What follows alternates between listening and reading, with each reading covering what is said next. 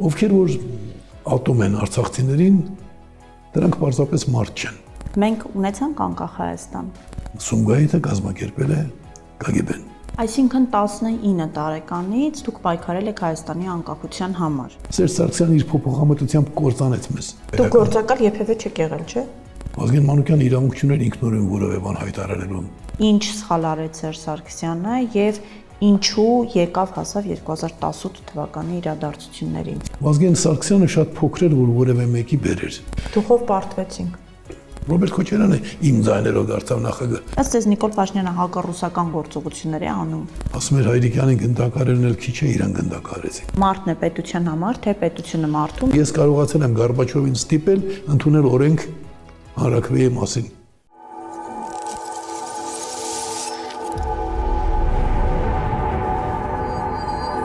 Մարդն է պետության համար, թե պետությունը մարդու։ Հարց, որը երկար ժամանակ քննարկվել է տարբեր հասարակություններում, տարբեր ժողովուրդների կողմից։ Ում է պետք անկախություն, եթե մարդը տվյալ պետության մեջ չի կարող լինել ազատ։ Ողջույն։ Այսօր իմ հյուրն է Հայաստանի անկախության պայքարի առաջնորդ Պարույր Հայրիկյանը։ Ողջույն, Պարույր Հայրիկյան։ Շնորհակալ եմ, որ համաձայնեցիք եւ հյուր եկաք։ Ի վերջո, սկսենք ամենակարևոր հարցից։ Մենք ունեցանք անկախ Հայաստան։ Ցանկացած պետության անկախությունը ունի երկու հիմնական բաղադրիչ՝ իրավական եւ փաստացի։ Իրավական տեսակետից այո մենք անկախ ենք, որովհետեւ իրավական պետություն նշանակում է իրավական պետությունը, դա անկախ պետության առաջնահերթությունն է եւ դա նշանակում է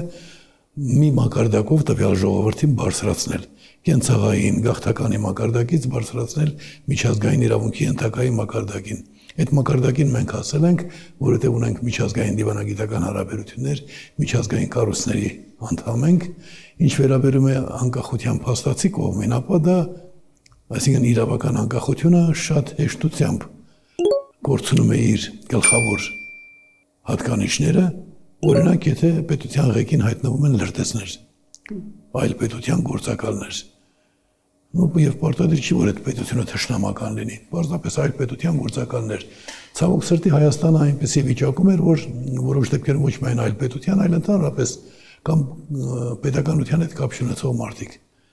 Եվ Հայաստանը ցավոք սրտի շատ հաճախ եղել է այդ վիճակում։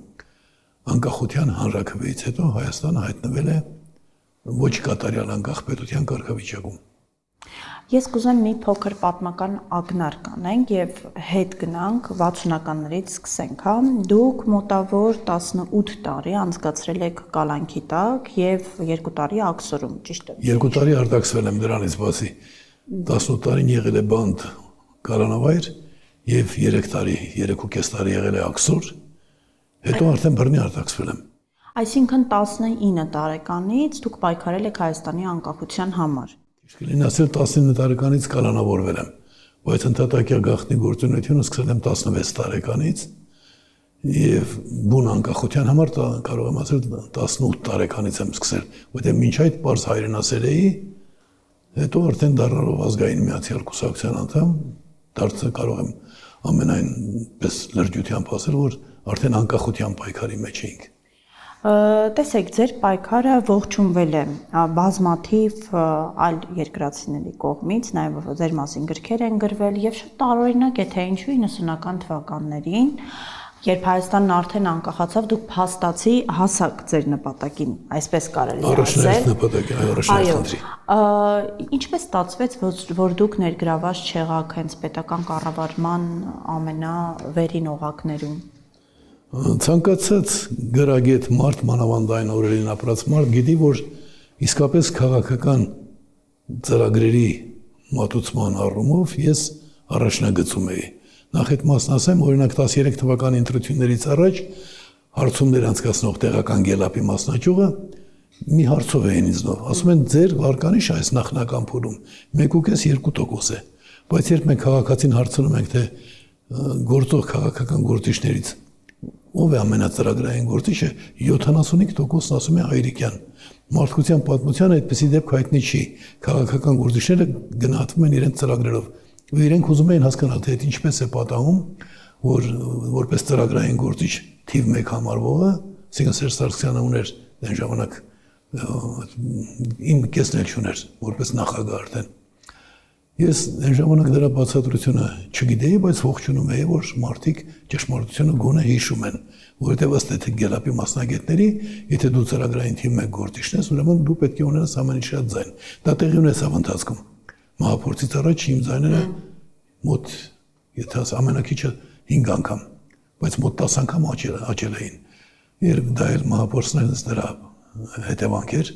որ ինչ-որ ուժեր վախենում էին։ Հիմա ինչու Հայաստանում տեղի չունեցավ այն, ինչ պիտի լիներ։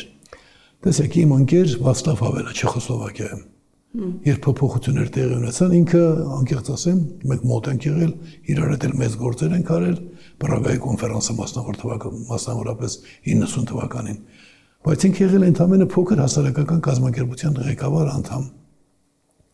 կամ Լև Վալենսան, եղել ընդամենը արհմիութենական գործիչ, ու նրանք, երբ իշխանությունը արդեն փոխվում էր եւ պետականությունը ստանում էր իրական պատկեր, որտեղ Չեխոսլովակիան կամ Լեհաստանը այն ժամանակ Չեխոսլովակիա էր, հետո դարձավ Չեխիա եւ Սլովակիա։ Այն ժամանակ նրանք միջազգային իրավունքի ենթակա էին ձևականորեն,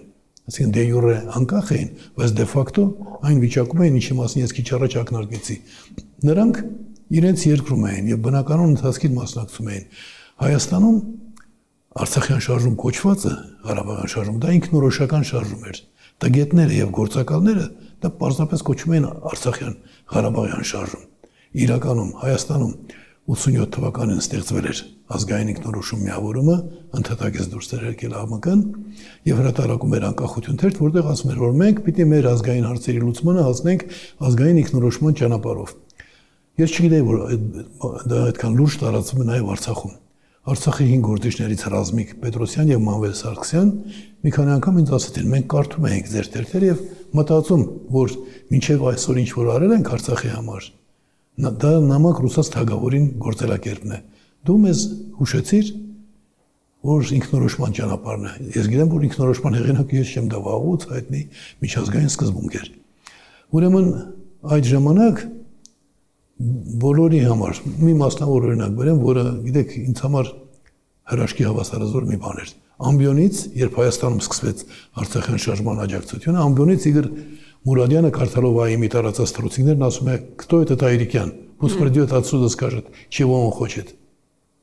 Ինքը դա հայտարարում է եւ տպավորությունն է, որ ինքը հակադրվում է թշնամաբար է տրամադրված։ Բայց հետո ես մեծ քանակությամբ գումար եմ ստանում,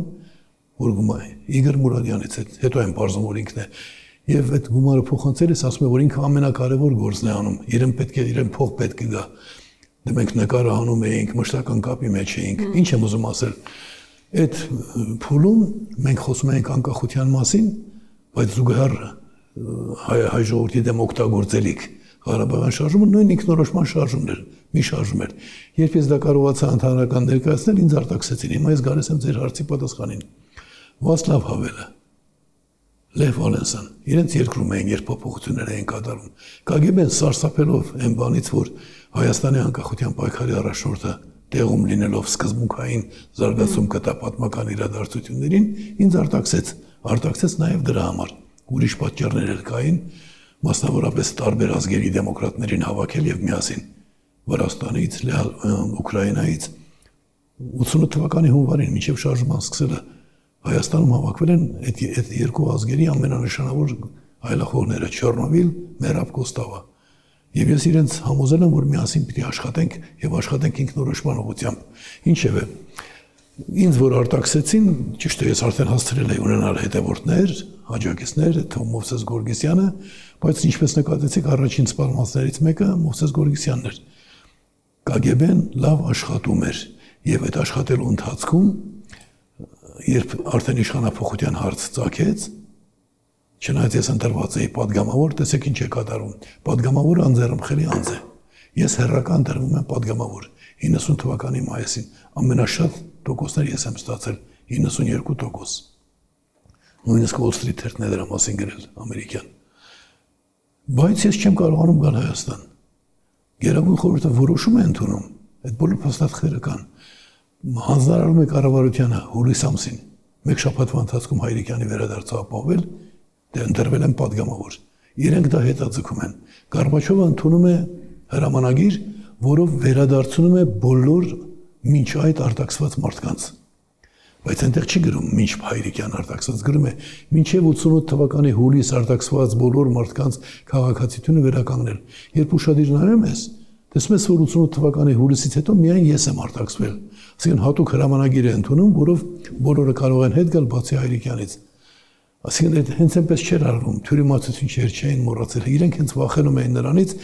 որ Հայաստանի իշխանության ղեկին, ես չեմ ասում այն ժամանակ նույնքան իմաստուն է, որքան հիմա։ Օրինակ այն ժամանակ ես բացարձակ ժողովրդավարության մասին պատկերացում իսկ չունեի։ Ժողովրդավարության մեջ խորացել էի միայն այնքանով, որ ազգի համար կարևոր հարցերը պիտի լուծվեն հանրաքվեով։ Բայց ի վերջո գիտեի, որ Նախիջևանը, Կարծարդահան, դրանք դե ինձ ամերիկացիք էին դա հուշել, խնդրելով, որ դրա մասին, երբ Հայաստանը անկախանա, մենք չշտապենք խոսել կամ բավարարվենք նրանով, որ այնտեղ ամերիկյան տարբեր մակարդակի գործիչներ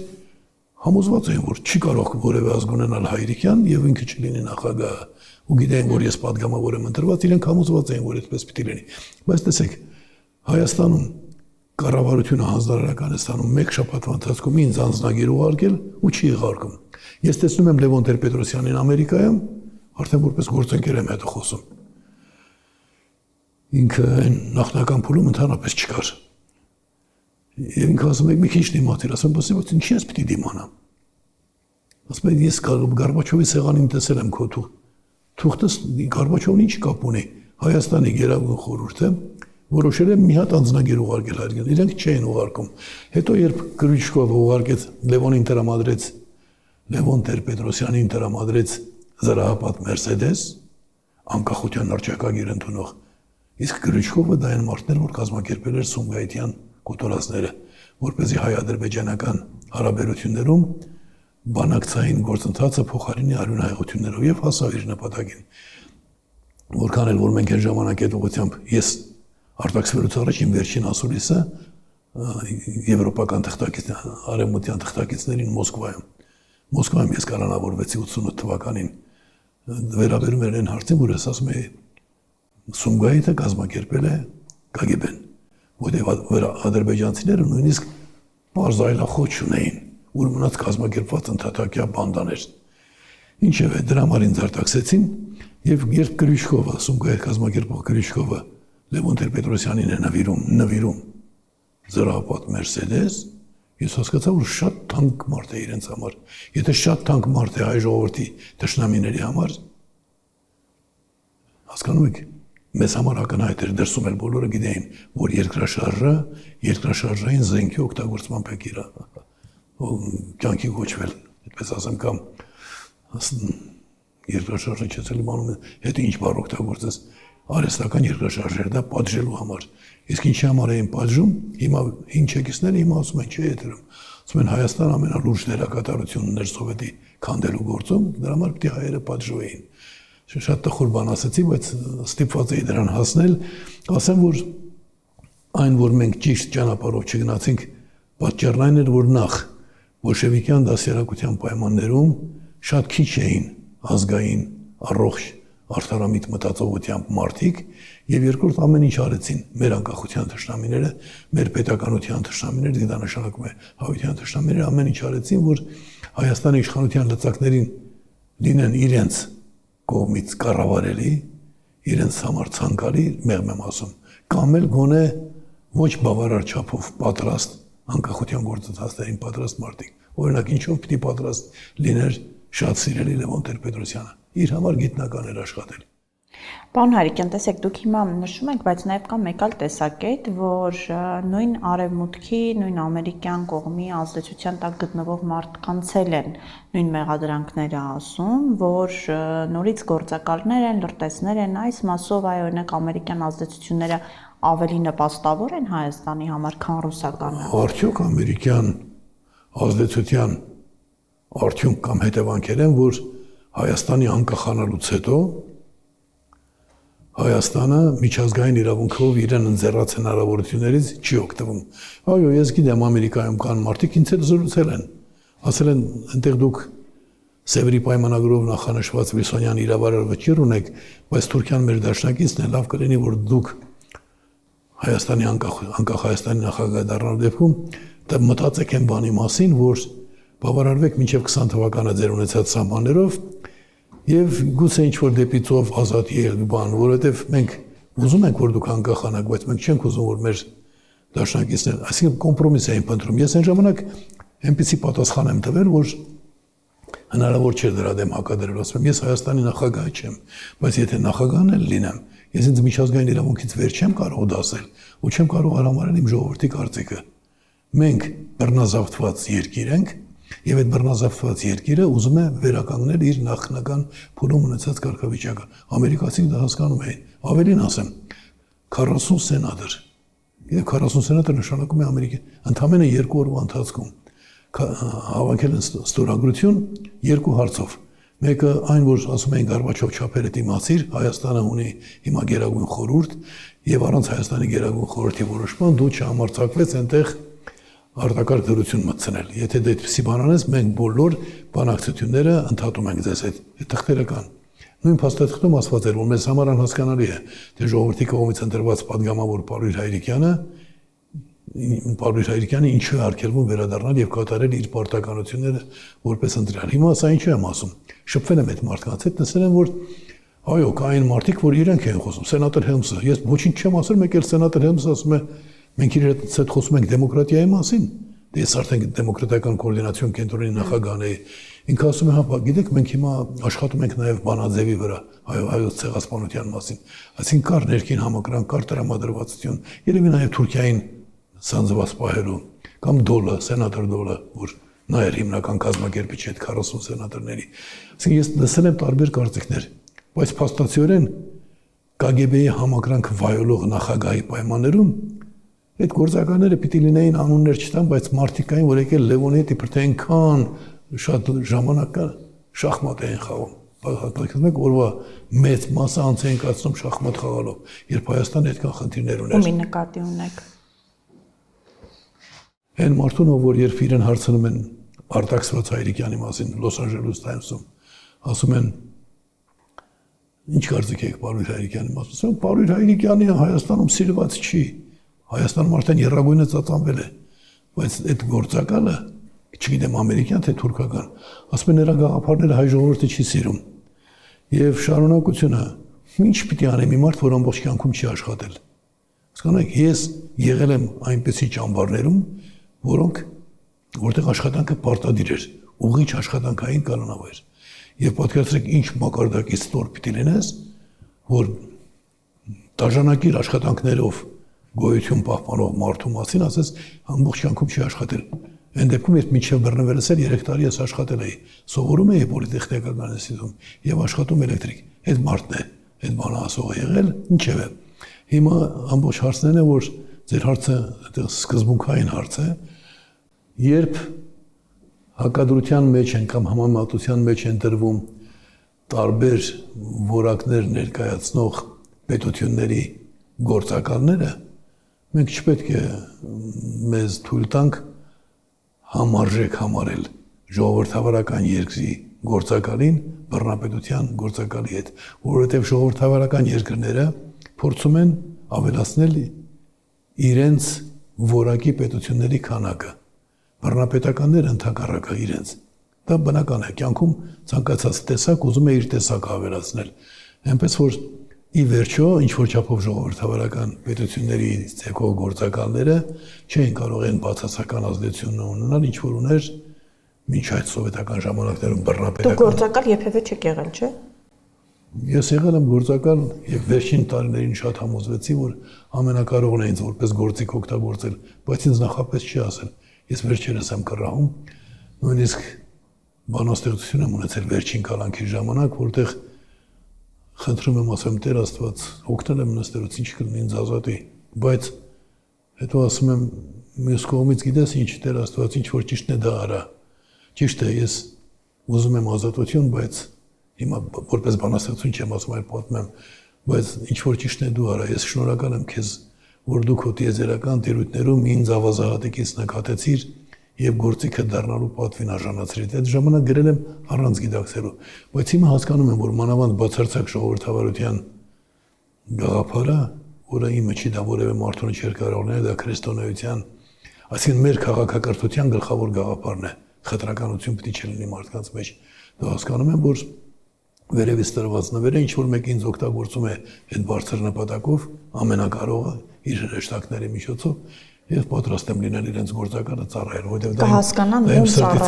ում ծառայեք, մեր հասարակության ներկայիս մտածելակերպը, արժե համակարգը տեսնելով։ Գիտեք, ամենայն դեպս հիմա ավելի շատ մարդ է բացարձակ ժողովրդավարության սկզբունքների ներդրումը հասկանում, քան ժամանակին անկախության համար պայքարը։ Տեսեք, 87 թվականին, երբ ես ընդհատակից դուրս բերեցի պայքարը, դրա իրավունքը ունեի։ Դպրոցական դասագրքերում գրված է, որ 73 թվականին ազգային միացյալ կուսակցության նոր խորհուրդ ձևավորվեց, պատկերացնում եք, չէ՞, դա 53 տարի առաջ էր, եւ դրա ղեկավար ընտրվեց Պարույր Հայրիկյանը։ Ղեկավարը ընտրվում անկախություն հանրաքվեի ճանապարհով ծրագրի համար, կազմակերպական աշխատանքների համար 7 առանձին մասնաճյուղեր էին։ Ամեն մասնաճյուղում 3-ից 5 առանձին կազմակերպություններ։ 7-ից 5-ը արդեն ներառված էին խորհրդի կազմում։ Երկուսը այդպես էլ չհասցրին, ինչևէ, այդ բոլորի ղեկավարը ես էի, երգերը իմ երգերն էին։ Ես հիմա որ լսում եմ այդ երգերը, հասկանում եմ, որ դա ես չեմ։ Ես չէի կարող 20 տարեկանում գրել, մենք գերված ենք, ակսորված ենք, բայց երկիր դու ազատ կլինես կամ ոչ լկտի բռնություն, ոչ էլ ուժն է նոր։ Դու քո սիրով եւ ոգով կհաղթես եւ այսօր։ Դա 20 տարեկանի գրելիք երգեր չէին, կամ Աստված մեզ հետ է եւ օրհնյալ է մեր ուղին եւ կհաղթենք որքան էլ նենք է դաշնամին։ Այսինքն իսկապես ես չեմ մտածել, որ ես կարող եմ երբևէ երկհան լինել, կամ զինվորի աղոթքը Սուրբ Աստված որն է մեղքը քո որդու եւ ինչու մեղանչանք իմ հոգու, թե մեղավոր եմ գեթ առայժմ գտա ինձ, սա զինվորի աղոթք էր կոչվում։ Այս բոլոր ինչի ասացի։ Հետո այդ բոլորը դարձան ազգային ինքնորոշում միավորման հիմքը։ Եվ քանի որ ղեկավարը ես եմ եղել ու տեսա, որ ԱՄԿ-ականների հիմնական մասը գտնում է, որ անիմաստ է պայքարել անկախության համար, ուժերը շատ անհավասար են։ Ես որ անցա բաց պայքարի, նախ հասկացա, որ կուսակցություն չի կարելի կոչել համազգային կարևոր գործով զբաղվող կառույցը, ազգային միացյալ կուսակցություններ, չէ՞։ Դարձրինք ազգային ինքնորոշում միավորում։ Այսինքն ովքեր որ ազգի ինքնորոշմանը կողմ են, դեմոկրատ են, ժողովրդավար են, նրանք միավորվում են անկախության համար։ Ուրեմն այդ փուլում 5 հոգի էինք ընդամենը։ Երբ ես դիմեցի իմ մոտավորապես 200 զինվոր եմ ունեցել, ամենայն պատասխանատվությամբ ասում եմ, ԱՄԿ-ն կառուցված էր զինվոր հրամանատար սկզբունքով, բայց դեմոկրատական էր, հետևաբար քննարկում էինք հարցերը։ Բայց երբ որոշում ընդունում էր ինչ-որ բան պիտի արվի, օրինակ Լենինի նկարով առել ի պատասխան իրենց կանոնավորումների, կենտրոնական հրապարակեն մեծ դալանի տակ, պատմության թանգարանի դիմաց այդ մեծ կամարի տակ, մեծ նկար էր Լենինի, մենք զգուշացրինք, որ դուք վերջ տվեք ազգային գործիչների կանոնավորումը եւ այդ նկարի առաջի խումբը չկարողացավ անել, երկրորդ խումբը հրաման ստացավ եւ պատվով կատարեց։ Այսինքն մենք բաց մարտի էինք դուրս եկել նախնական փուլում։ Հետո արդեն երբ ազգային ինքնորոշում միավորումը եկավ, ես տեսա, որ իմ հին ընկերների մեծ մասը ոչ չի վախենում, չի հրաժարվել, բայց աննպատակ է համարում։ Ես ասում եմ, պիտի բաց ճակատով աշխատենք։ Ուրեմն ունեինք միայն 5 հոգի, այդ թվում Մովսես Գորգիսյանը։ Հիմա միայն 16 քաղաքական ուժ է այո ասել, բացարձակ ժողովրդավարության կողմից։ Ամեն կուսակցություն եթե 10 հոգի ունենա, պատկերացնում եք, դա որ ելակետային մեծ թիվ է։ Ու մի բան էլ կա շատ կարևոր, որ երևի դրա մասին դեռ խոսենք, ես պարտավոր եմ, երբ խոսում եմ այդպիսի լուրջ բաների մասին, որ ամենակարողն է աջակ հրամայել, այս հարցը այլևս ազգային հարց չէ, սա քաղաքակրթական հարց է, թե ինչու, եթե հետաքրքիր ասեմ։ Տեսեք, անկախությունից ի վեր, այսինքն Լևոն Տեր-Պետրոսյանին, ինչպես դուք եք ասում, եթե Լևոն Տեր-Պետրոսյանը ձեռնտու էր ռուսական KGB-ին, ապա ինչպես ստացվեց, որ նա հեռացվեց, հրաժարական տվեց եւ ինչն էր պատճառը, որ Լևոն Տեր-Պետրոսյանից հետո եկավ Ռոբերտ Քոչարյանը, այսինքն նա ավելի ձեռնտու էր, թե ինչու ըստ ձեզ։ Սկսեմ նրանից, որ Ռոբերտ Քոչարյանը նախնական փուլում բավական թարմություն էր բերում իր հետ եւ լսելու կարողություն ուներ։ Հետո Ռոբերտ Քոչարյանի նահագին, նրա վրա ահագին ազդեցին Հայաստանում արդեն տիրող բարքերը, կայացած բարքերը։ Եվ տեսեք, ես Լավ, հերթականությամբ պատասխանեմ ձեր հարցերին։ Լևոն Տեր-Պետրոսյանը եւ ինչ ցանկացած մարդ։ Լևոն Տեր-Պետրոսյանի մասին տպագրվել են տարբեր տեղեկություններ, որ եղել է KGB-ի պահեստային լեյտենանտ եւ այլն, դա չի ինձ համար էական, ինձ համար գործն է։ Լևոն Տեր-Պետրոսյանը շատ հաճելի զրուցակից է եղել, իմ ճանաչած լավագույն զրուցակիցներից մեկը, շատ մեծ հումորով, որոշ դեպքերում խորագետ, բայց ազգային հարցերում ինքը ոչ թե անսկզբունքային էր, այլ վախվորած եւ պարտության հասնելու աստիճանի զգուշավոր։ Օրինակ 90 թվականին արդեն անկախության հռչակագիր է ընդունված։ Կամ դրանախորհ թողփուլում, երբ գնացել էր Ֆրանսիա, հիշում եք, չգիտեմ դուք չեք հիշի, վիրահատության էր գնացել Ֆրանսիա։ Ֆրանսիայում ինքը լինում է ստրատեգիական կենտրոնում, իրեն հարցնում են. ինչ կարծիք եք անկախության մասին։ Հայաստանի պատգամավորը ազգային գործունեության մասնակից ասում է, ես դեմ եմ անկախությանը։ Դա թերթերում էլ է տպվել մեր, կարծեմ Մոնթերթում այնտեղից քաղաված էր արված, բայց ես խոսել եմ այդ ստրատեգիական կենտրոնում աշխատող պատասխանատուի հետ։ Ասում եմ, մենք ապշեցինք, ասինք, բայց ո՞նց եք դեմ, ասում ինքը շարունակեց, բայց եթե մեր ժողովուրդը կողմ լինի, ես դեմ չեմ։ Այսինքն Հայաստանի առաջին նախագահը եղել մի մարդ,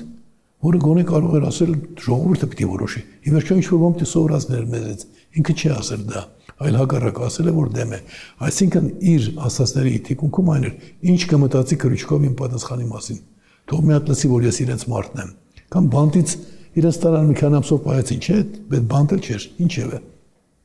Այդ բանտերում եղել եմ, ես գիտեմ, 4 ամիս այդ տեսակ բանտում նստելը մանրուք է։ Համեմատության համար հետո կասեմ, որ միայն 33 ամիս ես եղել եմ ամենախիստ ռեժիմի բանտերում։ Պատժախուցում։ Պատժախուցը 300 օր եմ եղել, բայց կար ստրոգ սյուրեմնի ռեժիմ, ամենածանր ռեժիմներ։ Նախատեսված էր ամենաշատ 6 ամիս։ Ես ընդհանուր նստել եմ 33 ամիս, 7 անգամ։ 2-ից 6 ամիս, այնքան վտանգավոր բան էր, որ ավել չէին տալիս։ Հիմա ինձ այդքան պահել, ինչ եմ ուզում ասել, իրավունք ունեմ էլի գնահատականը տալու։ Վերադարձավ Հայաստան, դուք հասկանում եք, երկրաշարժից հետո իրենց կալանավորել են, տարել են բանտ, բանտից վերադարձող Ղարաբաղ կոմիտեի անդամը ամբիոնից ասում է, ես մինչև վերջ կպայքարեմ, ինչի համար պիտի պայքարի Ղարաբաղ կոմիտեի անդամը։ Արցախի համար չէ։ Պերեստրոյկայի համար։ Բառացի տասնյակ անգամներ տեսաժապավենները տեսել եմ, ես ապշեցի, արտասահմանում է ոնց։ Ղարաբաղ կոմիտեի անդամը ասում է կպայքարեն պերեստրոյկայի համար, Հայաստանում անկախական պայքար կա, ինչ պերեստրոյկա։ Չկար ավելի արժեքավոր բան, որ դու ասես։ Ուրեմն Լևոն Տեր-Պետրոսյանը զգուշավորությունը համարում էր գլխավոր նպատակը բոլոր հարցերում, եւ այդ զգուշավորության հիմքում ընկած էր իր անձը։ Ես իր նկատմամբ թշնամանբար չեմ տրամադրված, իր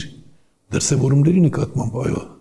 վատ եմ դրսևորված, բայց իրեն չէ, այնքան անուշ բաներ է ասել ինքը։ Օրինակ, երբ Ալիև իրեն հարցնում է, ասում է, քո սպարապետը Վազգեն Սարգսյանը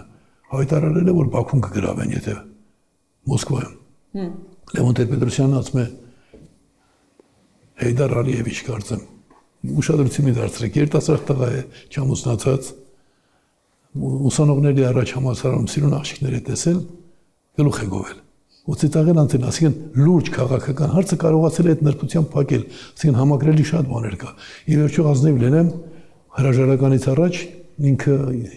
վերջին ասուլիսում ասում են ով է ձեր քաղաքական իդեալը, ասում է Պարույր Հայրիկյանը։ Այսինքն կամ ավելի շուտ 90 թվականին երբ ես վերադարձա ամբիոնից պարլամենտական ասեց Պարույր Հայրիկյանը եւ իր ընկերները մեզ համար ճանապարհ էին հարթում։ Այդ բոլորը կա պահպանված է այնպես որ այսինքն թշնամանքով չեմ ասում, ինքը անկախացող Հայաստանի հետ ոչ մի կապ չուներ։ Բարսեղովը Մոսկվայից ես չէ։ Ես որպես քաղաքական ընդդիմադիր ասում եի Արցախը կամ ճանաչեք որպես անկախ պետություն կամ ճանաչեք Հայաստանի մաս։ Սենց անորոշ չի կարելի թողնել, ցույցեր են կարել։ Ռաֆի Հովհաննիսյանն էլ իր արտգործ նախարարն էր, հետո խոսում էր Արցախի։ Այն ժամանակ խոսեիր, երբ նախարար էր, խոսում էր Արցախի անկախության ճանաչման մասին։ Այսինքն սկսնակներն եկել էին, փորձում էին Հայաստանի հաշվին կայանալ, իսկ իմ դրած հարցերը շատ պարզ էին։ Դուք Ղարաբաղ կոմիտեի անդամներդ Արցախը միացած է Հայաստանի հետ։ Ինչի դա չեք հասդարանում, որպեսզի աշխարհը դա անկալի։ Եվ երկրորդ, եթե դա չեք համարում, Արցախն էլ չեք ճանաչում, այսինքն դուք ինչ եք անում։ Դուք թշնամին եք Արցախի, կամ պիտի ճանաչես անկախ պետություն, պաշտոնապես դիվանագիտական հարաբերություններով աշխարհին էլ խնդրես, որ խնդրում եք ճանաչեք։ Իդեպ մի պահ եղավ, որ Բուդրոս Ղարիներ այն ժամանակ ՄԱԿ-ի գլխավոր քարտուղարը կոչ արեց հայերին ու ադրբեջանցիներին հավակնություններ չունենալ Արցախի վրա, այլ ճանաչել Արցախի անկախ։ Գոնե այդ փոխանցումը վերցներ։ Իսկ մենք ունենք գիտնական Բարսեղով անունով Մոսկվայից, որը մշտապես նրանց ասում էր։ Հիմա գանք Ռոբերտ Քոչարյանին։ Ռոբերտ Քոչարյանին բերեց Լևոն Տեր-Պետրոսյանը։ Դրանով ինքը ծանր հարված հասցրեց Արցախի ինքնորոշման սկզբունքին, որտեղ Ռոբերտ Քոչարյանը Արցախում ընտրված նախագահ էր։ Բայց օրինակ Արա Մանուկյանը իմ եթերում ասում էր, որ Ռոբերտ Քոչարյանը եկավ Հայաստան, քանի որ Վազգեն Սարգսյանին կարողացան համոզել եւ որպես դաշնակից Վազգեն Սարգսյանը որոշեց, որ Ռոբերտ Քոչարյանը պետքա լինի, այլ ոչ թե Արա Մանուկյանով է։ Լևոն Տեր-Պետրոսյանի կուսակցության փոխնախագահ։ Հա, այն падգամավոր Արա Մանուկյանը, ես իմացա ինչ որ մեկն է, որ ինչ եմ ճանաչում։ Դու ինքը ինչ հեքիաթ ասես կարող է հորինել։ Վազգեն Սարգսյանը շատ փոքր էր, որ որևէ մեկի բերեր։ Սպարապետը կամ պաշտպանության նախարարը այդպիսի լիազորություններ, իրավասություններ չունի։ Եթե անգամ կուսակցությունն է ուղարկել, ուրեմն Վանոց Սիրադեղյանն է ուղարկել, որ խոսի։ Ռոբերտ Քոչարյանը ընտրված նախագահն էր Արցախի, այսինքն եթե Արցախի ինքնորոշման սկզբունքը մեզ համար կարևոր էր, մենք պիտի չմիջամտեինք այդ գործերին։ Իրեն բերել է Լևոն Տեր-Պետրոսյանը։ Բերել է, չգիտեմ ինչ բարդույթից ելնելով, Հայաստանում ուրիշ մարդ չկար։ Բագրատյանը 96 թվականից հետո Հրանտ Բագրատյանը իդեպ ասեմ, որ 96 թվականի այդ խժդրությունների ժամանակ ինքը իրեն շատ ասպետավար դրսևորեց, երբ իրեն տալիս են արտակարգ դրություն հայտարարելու մասին փաստաթուղթը, ինքն է ինձ պատմել, պատռում է։ Ասում ինչ արտակարգ դրություն, ինչի համար։ Շատ մարդկանց աչքերը 96 թվականի իրադարձությունները բացեցին, բայց Լևոն Տեր-Պետրոսյանը, քանի որ բավական խորամիտ մարդ է, բայց ցավոք սրտի խորամիտ է միայն անձնական հարցերում, ինքը տեսավ, որ 96 թվականին ինքը մնալով նախագահ, այդտեղ կար ճնշում։ Վազգեն, Վանո, մյուսներ ասում են ինչ, ընտրված ես։ Եվ ինքը այդ ճնշմանը տրվեց, մինչդեռ դիտորդների շատ մասնագիտական խմբեր ասում են, որ պիտի երկրորդ փուլ լինի։ Դրան նպաստեց նաև մեր սիրելի Վազգեն Մանուկյանի սխալը։ Վազգեն Մանուկյանը իրավունք չուներ ինքնուրույն որևէ բան հայտարարելու։ Ես հանել էի իմ տեխնացությունը, բայց մի պայմանով, որ Վազգեն դու ինքնուրույն ոչ մի որոշում չես ընդունում։ Ահա փաստաթուղթ ստորագրում ես, որ դու լինում ես մեր նախագահի միասնական տեխնացուն, բայց լուրջ որոշումներ ընդունվում են բոլոր այն տեխնացուների հետ համատեղ, որոնք որ հանել են իրենց տեխնացությունները։ Դե բոլորը գիտեին, որ հիմնականում ես եմ եղել այդ։ Ես պիտի լինեի միասնականը, բայց ես իջել եմ տեղս, որտեղ Աթոռ ինձ երբեք պետք չի եղել։ Իմիջիայլոց կարող եք չէ դրան հավատալ։ Աթոռի հետևից գնացող մարդը այդքան տարի բանտ չէր գնա։ Շատ հասարակ բան է։ Ուրեմն Վազգեն այդ սխալ քայլը որ թույլ տվեց, Վազգեն Մանուկյանը նկատի ունեմ, իսկ Վազգեն Սարգսյանն էլ արդեն կազմակերպել էր, որ պիտի սադրանք լինի, նախապատրաստվել էր դրան, պարլամենտի վրա գրողը ձեռնտու էր միայն իշխանություններին։ Հիշում եմ այսօրվա պես այդ ներքին զրույցների ժամանակ Աշոտ Մանուկյանն ասում է Վազգեն, այդպեսի քայլ անելը ձեռնտու է իշխանություններին, Լևոնից չի կարելի, բայց Վազգենը չլսեց։ Ավելին անխոհեմաբար հանկարծ հայտարարեց։ Այսինքն ինչով բացատրենք ավելի մանրամասն, որովհետև շատ մարդիկ գուցե մոռացել են կամ չգիտեն ինչ իրադարձություններ են կատարվել։ Լևոն Տեր-Պետրոսյանը ինչ խնդիր ուներ, որ ուզում էր հեռանալ իշխանությունից։ Պատասխանատվությունից էր խոսքը։ Դուք մի քիչ առաջ գնացիք, ես մի քիչ հետ գնամ։ Ես ունեմ գրքույկ, կոչվում է Սեպտեմբեր 1996 թվական Երևան։ Այդ գրքույկում թարմ հետքերով ես նկարագրել եմ մանրամասները։ 96 թվականին մինչև մեր միավորվելը Լևոն Տեր-Պետրոսյանը շատ հանգիստ էր, որ ինքը անցնում է։ Մենք Հայաստանում հարցումների միջոցով կողմնորոշվելը դա իմ նոր ամուսությունն է, անկախություն թերթնել այդ հարցումների արդյունքները տպագրում էր, դե ես արևմուտքից բերել էի ինձ այդ բանտում եղած ժամանակ էլ հասարակական կարծիքի ուսումնասիրությունների մասին գրականություն ուսումնասիրել էի եւ մենք հարցումներ որ արեցինք, տեսանք, որ Լևոն Տեր-Պետրոսյանն ունի 55%։ Ես, Վազգեն Մանուկյանը, Սերգեյ Բադալյանը ունեինք 10-ից 20%, մոտավորապես։ Բայց նույն հարցաթերթիկի վրա գրում էինք, որ եթե երկրորդ փուլում միավորվեն, ինչ կլինի։ Ու տեսնում ենք, որ փոխվում է։ Լևոնին ձայն տվող մարդկանց մեծ մասը գալիս է այս կողմ։ Դրանից ելնելով էր նաև, որ ես ասեցի լավ, ոչինչ, թող ես դուրս գամ ասպարեզից, մենակ լինի միասնական թիմ։ Այսինքն մենք ըստ էության հաղթել էինք։ Բայց Լևոն Տեր-Պետրոսյանի հետ որ այդ հաղթանակը չընդունեց, կրկնում եմ, Վազգեն Սարգսյանի եւ հատկապես Վանո Սիրադեղյանի հետ երկուսի միջամտությամբ նրանց համար այդ էր չունեն իշխանություն զրո են։ Գիտեք, մարդիկ կան, որ թվում է անունները կտանք, օրինակ Դեմիրճյանը, իշխանություն չունենար ով էր, զրո։ Այս մարդիկ էլ Ղարաբաղյան շարժման ժամանակ Վանոն հատկապես իրեն դրսևորել էր, բայց իշխանություն չունի, ոչինչ է։ Լևոն Տեր-Պետրոսյանը տեսավ, որ պարտվում է, բայց այդ խառը մթնոլորտում, այդ խառը իրավիճակում որոշեց մնալ իշխանության։ Հետո ինքը որպես խորամիտ մարդ, ինչ սկսեցի ու չավարտեցի, հասկացավ, որ աշխարհը իրեն չի ճանաչում, որպես ընտրված նախագահ, լեգիտիմ չէ։ Դրա համար ինքը որ հրաժարական տվեց, հրաժարականի ժամանակ ասեց, ես ուրեմն հայտնի ուժերի ճնշման տակ, բայց առաջին հայացքից տեսեք գլխավոր հրամանատար պետության ղեկավար, որ խոսելու urողություն ունի, կողքից քունքին չեն դրել ատրճանակ, ինքը ազատ է։ Ինքը հայտարարում է, որ ես որոշակի ուժերի ճնշման տակ, բայց դու նրա համար էիր նախագահ, մի փոքր նմանություններ չկան 2018 թվականին ինչ որ տեղի ունեցավ, հետո Սերժ Սարգսյանը հայտարարեց հզոր ուժերի ճնշման ներքո նորից։ Չէ, նմանություն չկա այդ իմաստով, որովհետև 18 թվականին իսկապես կար հակաշրջան շարժում։ Իսկ այն ժամանակ դա եղել էր 96 թվականին, այդ փուլը իրենք հաղթահարել էին։ Ես 98 թվականին ասեմ, այդ բոլոր խժդժություններով հանդերձ ես հետները հարաբերությունների մեջ էի։ Գիտեք, տանկերը 96 թվականին փողոցից հանել են իմ կոչով, ասել եմ, լսեք, դուք ես ինչ եք անում։ Հիմա կեղծել եք, ինչ եք արել, բայց տանկերը ինչ են փողոցում, դուք Հայաստանին եք վնասում։ Եվ կես ժամ չանցած տանկերը հանեցին փողոցից։ Սերժ Սարգսյանը հիմա լսում է, չէ, նույնիսկ զանգեց, ասում էր, տես տանկերը արդեն անում ենք, ինչ կասես։ Իսկ 98 թվականին ուղղակի Լևոն Տեր-Պետրոսյանը որպես նաև ոնց ասեմ նամուս ունեցող մարդ արժանապատվություն ասեց, դες ինչ է կատարում։ Ես ուզում եմ հանդիպել Ամերիկայի նախագահի հետ, մերժում եմ, մյուսի հետ մերժում է։ Դրանից առաջ Ամերիկայի դեսպանը գիշեր-ցերեկ մեր տանն էր։ Երևի հիշում եք, որ նաև շախմատի օլիմպիադա կար Հայաստանում։ Գարի Գասպարովն էլ իմանալով, որ էլի հին ընկերներից է դեմոկրատիա եւ անկախություն կոորդինացիոն բանի գծով։ Նրանք ասել են, որ եթե Հայրիկյանին մատով դիպչեք, այս օլիմպիադան էլ վերջանում է։ Ինչևէ, հիմա ձեր հիմնական հարցին դուք կոնկրետ հարց տվեցիք, բայց ես որպեսզի հասկանալի դառնա հերից եկա։ Լևոն Տեր-Պետրոսյանը ուզում էր հեռանալ։ Ես խոսել եմ այդ ամեն ինչի մասին մանավանդ Ռոբերտ Քոչարյանի հետ։ Ասում է ինքը առաջարկեց, որ մենք հրաժարական գրենք։ Մենք էլ ասենք դու մեզ նշանակել ես, դու էլ կարող ես հեռացնել։ Ինչի՞ պետք է մենք հրաժարական գրենք։ Նույնը Սերժ Սարգսյանը այն ժամանակ ազնվորեն բացատրում էր, որ մենք ով ենք, որ հակադրվենք։ Ինքը չուզեց։ Լևոն Տեր-Պետրոսյանին պետք էր ներկայացնել, որ իբր համամարտկային կարևոր արժեքների համար ինքը հակադրության մեջ գտնվեց իբր պատերազմման, բայց իրականում շատ հասարակ հարց էր, որովհետև ինքը ինչպես 92 թվականին Վազգեն Սարգսյանը ասաց թռի, այլևս նախարար չէ, հանեց չէ պաշտոնից։ Ու Վազգենը որ հարցերին ուր էր, կատակով ասաց ես Հունաստանում Զագարայի ընտրում էր, Հունաստանում հանգստանում էի։ Իր համար խնդիր չէր, բայց Ռոբերտին ինչ էր բերում։ Ռոբերտին բերելուց հետո իդեպս էլ ասեմ պատմական կարևոր երևույթ է 98 թվականի ինչպես լսեցի որ Լևոնը հրաժարական է տալու զանգահարեցի որ ուզում եմ հանդիպել ընդամենը կես ժամ հետո հետ զանգեց տեղաբան պայմանավորվեցինք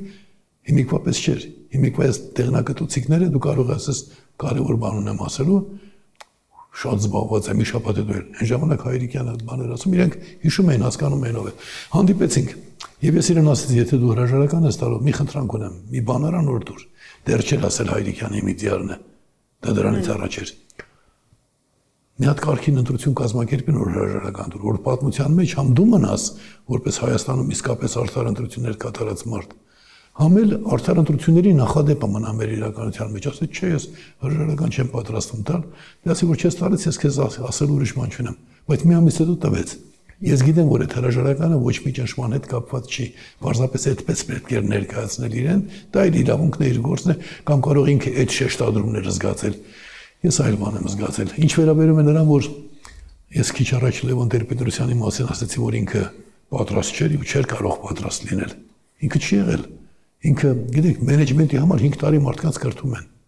կազմակերպական աշխատանքներ քաղաքագիտությունը առանձին առարկա է Մենք մասնագիտացել ենք, ես 4 տարի առաջին կալանքս, 10 տարի հաջորդ կալանքները եւ շփվել էի ամենաբարձր ակադեմիական կրթության մարդկանց հետ, կարծացել ուսումնասիրել, դրանով ապրել էի, բացի այդ որոշակի ազգային ծրագրերով էի ասպարեզի չէր, որ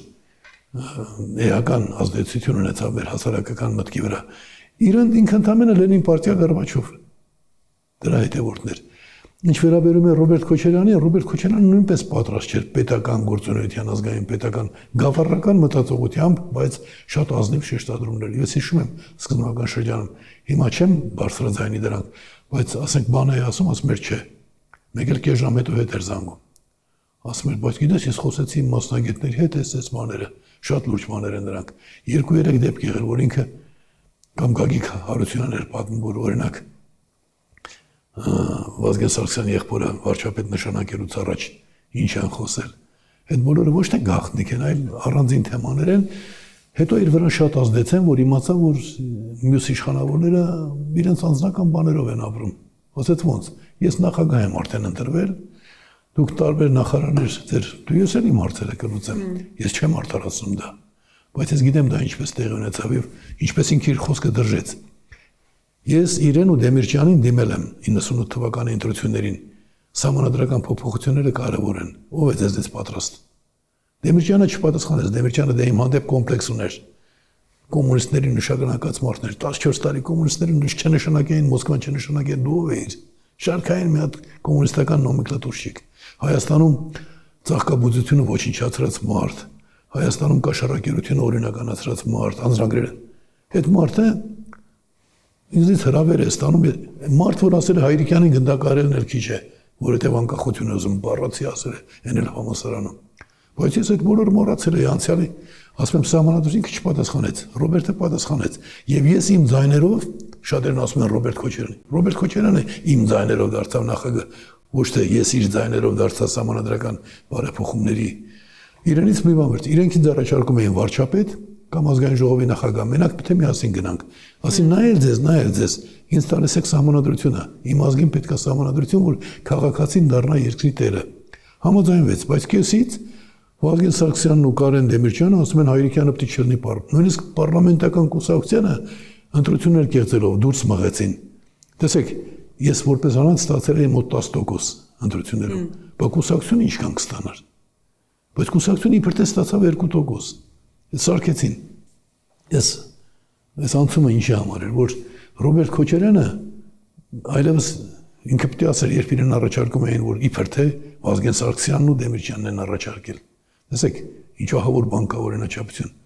Ասում էր Հայրիկյանին գնդակարելն էլ քիչ է, իրան գնդակարեցին։ Սարսափել է, ես վախենում եմ դրանից։ Ասում էր Հայրիկյանը պետք է պարլամենտում չլինի, ես չեմ պարլամենտում, չէի։ Երրորդ անգամ չեղա պարլամենտում, բայց իրենք էլ չկան։ Այսինքն պետք է զգուշ խոսեին, էլի իմանային, որ այն ինչ որ դու ասում ես, դա կարող է քեզ վերադառնալ։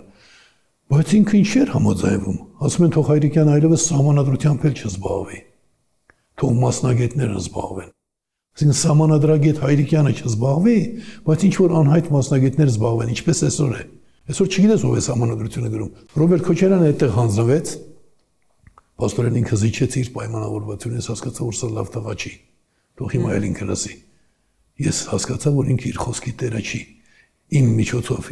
իմ ձայների միջոցով եկել է իշխանության,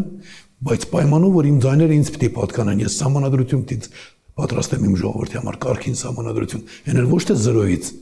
այլ նախկինում պատրաստածը բարեփոխելով։ Ես մեծամիտ չեմ ստանցպես, որ 0-ից նոր սահմանադրություն։ Պատվիր մեծերիդ, ի վերջո այդ փուլի մեծերը նախորդ սահմանադրությունը գրած մարդիկ էին, այդ թվում նաև ես։ Ինչևէ, մի քիչ երկար պատասխանեցի, ինչ վերաբերում է Սերժ Սարգսյանին, Սերժ Սարգսյանը իր փոփոխամտությամբ կործանեց մեզ։ Առաջին։ Ինչ առումով։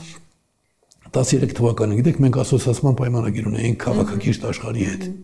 Այստեղ հարցը Եվրոպա, Ֆրանսիա, Անգլիա, Ամերիկա կամ Ռուսաստան չի։ Կա պետության արտաքին քաղաքականության հիմնական կողմնորոշում։ Եվ քաղաքակիրթ աշխարհը միավորելով հզորացնում է բոլոր մասնակիցներին։ Նախ միջև դրան անդրադառնալը կուզեմ մի փոքր խոսենք, տեսեք, տպավորություն է, որ Ռոբերտ Քոչյանի գալով, այսինքն Ռոբերտ Քոչյանը Արցախից եկավ Հայաստան, նախ չկային Հայաստանում այլ մարդիկ, ովքեր կարող էին իշխանության գալ, իդեպ այդ հարցը շատ է քննարկվում, եւ այդ արցախցիների նկատմամբ ատելություն ասենք, թշնամանք ասենք, վատ վերաբերմունք ասենք, երևի թե հենց այդ ժամանակներից սկսվեց հայ հասարակության մոտ Ղարաբաղյան կլան, հիշում եք երևի հայ տարանջատումները, ինչու ստացվեց այդպես, որ այդ Արցախի գործիչները սկսեցին ավելի շատ որոշումներ կայացնել Հայաստանում, քան հենց Հայաստանի գործիչները։ Չեմ կարծում, որ նրանք ավելի շատ որոշումներ սկսեցին կայացնել, Ռոբերտ Քոչարյանը ստացավ արտոնություն, առավելություններ քաղաքական մյուս գործիչների նկատմամբ նախկինում մեր հարցումները ցույց են տալիս, որ ինքը ստանալու է ընտրությունների ժամանակ 5-ից 6%, իշխանական լծակներն գումարած 10%, ես 15% էի ստանալու։ Բայց հանկարծ պարզվեց, որ իշխանական լծակները մոբիլիզացնելով, բացի այդ Վազգեն Սարգսյանի աջակցությամբ, այսպես կոչված երկրապահը մտավ քաղաքականության մեջ, իրավունք չունեին։ Երկրապահը հասարակական կազմակերպություն է։ Հասարակական կազմակերպության անունը նրա համար է ՀԿ, որ ինքը քաղաքականությամբ զբաղվելու իրավունք չունի։ Այս հարցն ես բացատրել եմ ժամանակին Ռոբերտին մի շատ լուրջ ճգնաժամային պահին եւ պարլամենտականները, որ պատրաստի պարլամենտական էին իբր հանրապետական, մի քանիսը հետո դարձան երկրապահ, ինչ որ այդ երկրապահը հետո արդեն օրինականորեն դարձավ հանրապետական ու մի շինաշփոթ սարքվեց։ Ովքեր որ ատում են արցախցիներին, դրանք պարզապես մարդ չեն։ Եվ Արցախի հանցագործին, եւ Երևանի հանցագործին, եւ Թուրքիայի հանցագործին, ամեն մարդ պիտի ատի։ Այսինքն պիտի չընդունի նրանց։ Բայց երբ վերացականորեն մեկը ասում է, որ արցախցիները ինքը մարդ չի պարզապես, ավելին կարող եմ ասել սրիկա է, որովհետեւ ինչպես կարելի է ցեղասպանության ենթարկված հայրենակիցների մասին ընդհանրական այդպիսի բան ասել։ Այն մարդկանց մասին, որ խորհրդանշում են մեր արժանապատվությունը, հետո ինչ որ ժամանակի ընթացքում սրանց սխալ քաղաքականության հետևանքով Արցախյան շարժումը իր քաղաքակրթական մակարդակից, ինքնորոշման շարժումից վերածվեց տարածքային նվաճման հարցի։ Ես որ արտասահմանում եմ New York Times-ը, ասեմ, 88 թվականի New York Times-ի համարներից մեկում վերնագիրն այսպեսին է. ըստ Հայրիկյանի Արցախյան շարժումը ոչ թե էթնիկ կոնֆլիկտ է, այլ քաղաքական։ Այսինքն որակավորումը տրված էր ու ես հիշում եմ այսօրվա իրենց այդ ուրբան կոչված խայտարակ նախագահ ունեցող հունգարական էմիգրացիան ինձ որ ձեռքերը դողալով ասում էին ձեր ժողովուրդը գիտի թե ինքը ինչքան կարևոր բան է անում մեզ համար արցախցիները գիտեն որ իրենք քաղաքակրթության առաջամարտիկն են այսինքն Արցախը եղել է խորհրդանիշը հայության դրական հատկանիշների բայց հիմա այսօր ինչ ունենք մենք տեսեք այսինքն մենք ունենք ջախջախված Արցախ եւ նաեւ ունենք ջախջախված արժանապատվություն ինչ որ առումով լիարժեք համաձայն եմ որովհետեւ նա ով որ զգնում է սեփական նկատառումները ավելի բարձր դասելու սեփական վախերը գիտեք վախ ամենամեծ ստորացնող հատկանիշն է քրիստոնեության հիմնական արժանինքներից մեկը որն է ասում մի վախեցեք եւ դրա համար ասում է Աստված միշտ քեզ հետ է մի վախեցիր հենց վախեցար դու արդեն ուրեմն այդ վախերով ապրող մարդիկ իրենց վախերից ազատվելու համար վախ առաջացնող երևույթների նկատմամբ հակատրամադրվածություն են ստեղծում։ Փոխանակ խոսեն այն բանի մասին, որ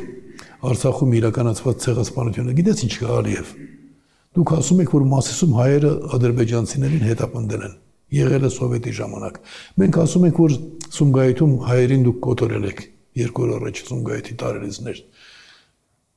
Եղել է սովետի ժամանակ, KGB ներդրության տերը։ Բայց հիմա արցախցիները արտաքսվել են քո իշխանության օրոք։ Դու կոնկրետ դու ես պատասխանատու ցեղադու։ Դու խոսում ես Խոջարովի մասին, Մութալիբով այլ բան է ասում, մեկն այլ բան է ասում։ Որ Խոջարովում ասում է 20000 մարդ է ապրել, այդ ստեր են։ Այդ եղել է անորոշ ժամանակներում անորոշ պատասխանատուների կողմից։ Հիմա մենք կոնկրետ քեզ ենք ասում, քո օրոք տեղի ունեցավ ցեղասպանություն։ Դա ասելու փոխարեն ասում է արցախցիները թող կռվեն։ Այդ հավասարազորյանն որ դու ասես 20 թվականին թող կարսեցիները կռվեին։ Կարսում հայ մարդիկ էին։ Հայրենիք նշանակում է չկա առանձին տեղական բնակիչ, երբ խոսքը վերաբերում է ազգային անվտանգությանը, բոլորս ենք պատասխանատու։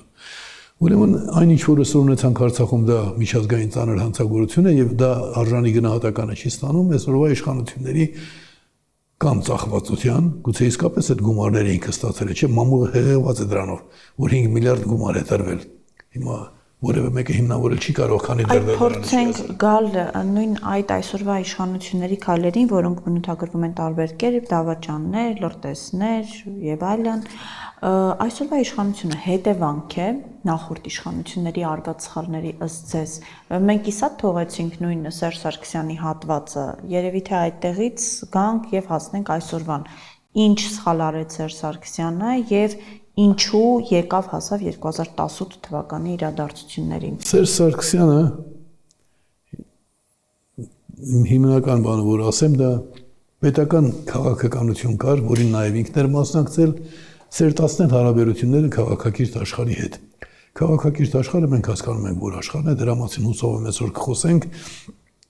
Դա այն աշխարհն է, որտեղ մարդը դեր այսօրվա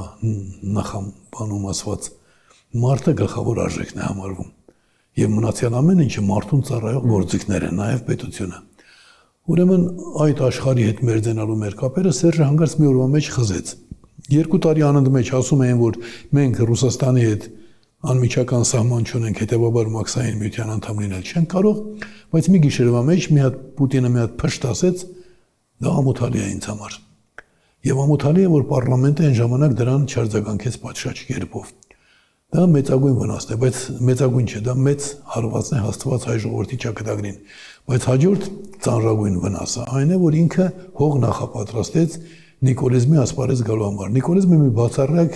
բացառիկ ամոթալի երևույթ է որևէ ազգի համար, ոչ միայն մեզ համար, որտեղ մարդը ոչնչացվում է բարձր ճակերտավոր նպատակների համար, որոնք ոնց որ ասենք կյանքի կարևորագույն գործոններից մեկն է բարվոք վիճակի ապահովումը, խաղաղության ապահովումը։ Եվ լինում են պահեր, երբ խաղաղությունը խախտվում է, բայց ընդհանրապես դա բնականոն վիճակն է, հանկարծ բնականոն վիճակը դու հայտարարում ես բարձր նպատակ։ Դա գժություն է։ Ուրեմն ինքը նախապատրաստեց անցում այդ վիճակին, բայց սահմանադրություն ընդունելիս 14 թվականին իրենք քննարկում էին իրենց ինչ-որ մի աննորմալ տարբերակ։ Ես իմ օրերս ունեցած հայտնություններից մեկն եմ ասեմ, խորհրդարանական համակարգը լավն է, երբ դու բռնապետականը փոխարինում ես խորհրդարանականով։ Բայց ընդհանրապես խորհրդարանական համակարգը հետամնացություն է, վայրենություն եւ Ամերիկայում կարդացել եմ այսպիսի գիրք, ասում էր մեծամասնության դիկտատուրան, դրա ահավորությունը։ Գերմանիան պատժվել է խորհրդարանական համակարգով, ում կողմից չասեմ, որտեղ ամեն ինչ երկրում լինում է աստծո կամքով, պատժվել է Հիտլեր ունենալու համար խորհրդարանականը։ Իտալիան սահմանադրական միապետությունից դարձել է խորհրդարանական Մուսոլինիի պատճառով։ Հունաստանը խորհրդարանական պետություն է, որովհետև ունեին սև գնդապետներ։ Կարծես որպես փոխհատուցում է դա գալիս։ Իսկ մերը ինչու այդպես պատահեց, որ մեղքի համար մեր ազգի ես չգիտեմ, բայց խորհրդարանական համակարգը նախ ուզում եք մարդուն ճանաչել, կարող ես հանգիստ հարցնել, որ համակարգի կողմնակից ես, հենց ասեց խորհրդարանական կարող ես լավ ուրեմն դու ես իդիոտ։ Որովհետև ժողովրդավարություն նշանակում է իշխանության ճյուղերի տարանջատում, փոխադարձ հավասարակշռում, որի միջոցով մարդը դեր է դառնում իր խորհրդարանական համակարգում, իշխանության ճյուղերի տարանջատում չկա։ Եվ հանկարծ ինքը անցում կատարեց այդ համակարգին, անցում կատարեց եւ պարտադրեց, ինչու պարտադրեց, որովհետեւ ես տվել էի այլընտրանք։ Գագիկ Հարությունյանը, որ խորապես միշտ խոր հարգանքի արտահայտել սահմանադրական ոլորտում իմ գործունեության վերաբերյալ գրքեր ունեմ, որտեղ մակագրված է հայկական սահմանադրականության հիմնադիր Պարույր Հայրիկյանին իր գրքերից։ Հանկարծ այդ մարդը հրապարակավ հայտարարեց, այսօր մենք մի նախագիծ ունենք, այլընտրանք չկա։ Այն դեպքում, երբ իրեն ձեռքի տակ էր իմ ներկայացրած նախագիծը։ Մենք պայմանավորվեցինք, գնացինք հանդիպում, նույնիսկ պատկերացրեք, որ հանրային հեռուստատեսությունն է հաղորդում ցույց տվել եւ տեսագրությունները ես որտեղ ասում եմ, որ այսօր պայմանավորվել էին, որ պետք է քննարկեն Հայրիկյանի նախագծը, Սերժ Սարգսյանը հրամայում է Հայաստանի անկախության պայքարի առաջնորդի, Հայաստանում սահմանադրական բարեփոխումների հանձնաժողովի նախկին նախագահի առաջարկը չքննարկեք եւ ոչ միայն չքննարկեք, այլ ստորաբար կարող եմ հանգիստ խոչովացրել սրիկայաբար հայտարարել այլընտրանք չկա։ Սա Սերժ Սարգսյանի հայ ժողովրդի նկատմամբ կիրառած ամենածանր հանցագործությունն է։ Հետո բերեցին այդ խուժան սահմանադրությունը, որով ինքը ընդհանրեն ուզում էր իշխանության ժամկետն ավելացնել։ Ինչի դեր պետք։ Այդ փողերով ինչ պիտի անես։ Իշխանությունը ձեզ պետք է միայն փող աշխատելու համար, հիմա ինչ եք անում այդ փողերով։ Ի վերջո պիտի դեր հիվանդությունների վրա ծախսեք ու Փոշյանը։ Ուրեմն այդ սահմանադրության ընդունումից հետո Նիկոլ Փաշինյանը լավ փոխանցում ստացավ, ճշմարիտ խոսք ասելու։ Դե Նիկոլ Փաշինյանը հիշում եք, չէ՞, բանտում էր, ներում ստացավ Սերժից եւ այլն, դրա մեջ չխորանանք, բայց երբ ինքն ասում էր մերժիր Սերժին, ես էլ էի ասում։ Ես մինչև այդ ասել էի, դու ստատախոս ես, ասել ես այլ ընտրանք չկա, մեր ժողովրդին զրկել ես բացարձակ ժողովրդավարության սահմանադրությունն։ Ես ախր բացատրում էի, ասում եմ Հայաստանը դառնում է բացառիկ երկիր։ Հիմա ունեմ դրա դիեզերական ասեմ, այդպես ստրատեգիական բացատրություն ունեմ, թե ինչու էի դա ասում։ Որտեղ բաներ կա, որ դու ասում ես, հետո ես խորքերը հասկանում։ Ուրեմն ինքը դա մերժելով հնարավորություն տվեց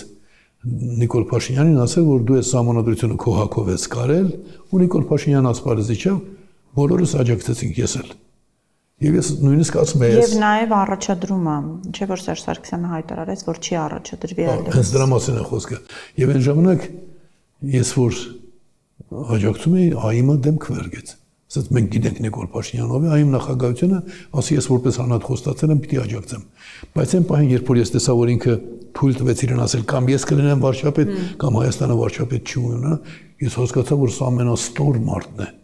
Հասկանում եք, Հայաստանը վարչապետ չի ունենա, նշանակում է Հայաստան պետություն չի լինի։ Ես կարծում եմ, թե բոլորը կհասկանան, բայց բթացած էին։ Գիտեք, այնքան հեշտ չի մարդկանց համար արագ հասկանալ, ասենք մի բան գնահատում ես, ասում ես, «Վայ, ինչ լավ ուտելիք է»։ Փորձում ես մեկը զգում ես, որ չէ, սա ուտելիք չի, վատ բան է։ Մարդկանց մեծ մասը ասում է, բայց ես ասում, իսկ ինձ համար ճշմարտություն ամենակարևոր բանն է։ Դրա համար ես մի անգամից ասացի, այդ ճակատիդ գրած դուխովը փոխարինի դեբիլով։ Որտեղ եթե դու խոսում ես այդպիսի բաներ ես ասում,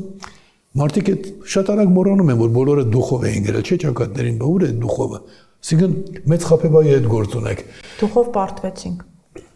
Այդ մանրամասներին անդրադառնալ չեմ ուզում, սկզբունքային բաների մասին միայն, փաստորեն ինքը հիմա այսօր